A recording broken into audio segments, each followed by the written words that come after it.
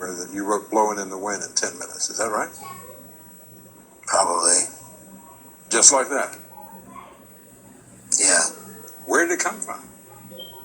It came from, like, right out of that wellspring of creativity, I would think, you know. That wellspring.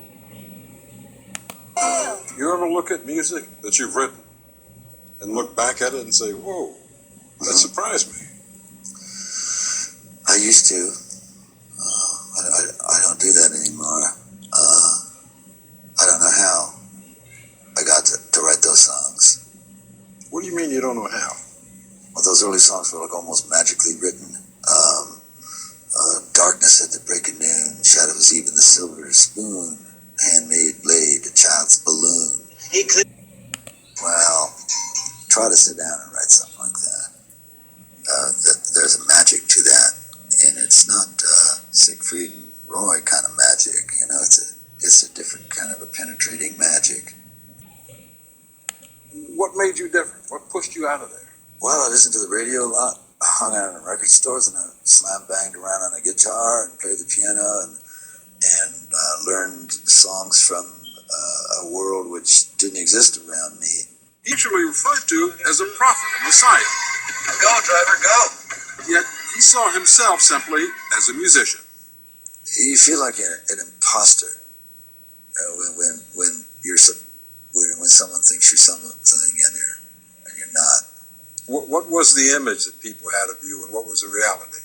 The image of me was certainly not a songwriter or a singer. It was more like some kind of a threat to society in some kind of way. What was the toughest part for you personally? It was like being in an Edgar Allan Poe story.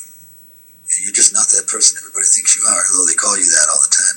He intentionally made bad records, once poured whiskey over his head in public, and as a stunt, he went to Israel and made a point of having his picture taken at the Wailing Wall wearing a skull cap. When you went to Israel, you wrote that the newspapers changed me overnight into a Zionist, and this helped a little. How did it help?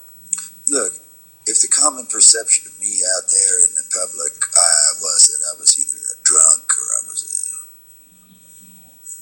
a sicko or a Zionist or a Buddhist or Catholic or a Mormon, all of this was better than Archbishop Anarchy. The spokesman for the generation. Yeah. A little bit about your relationship with the media. You wrote the press. I figured you lied to it. Why?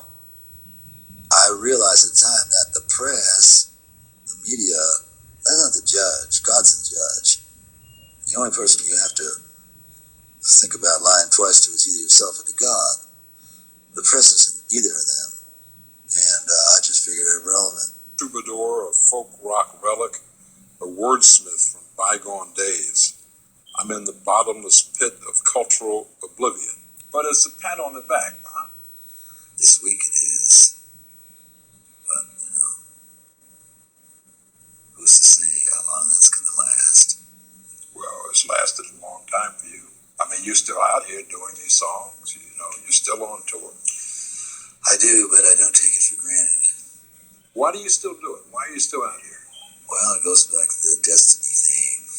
I made a bargain with it, a long time ago, and I'm holding up my hand.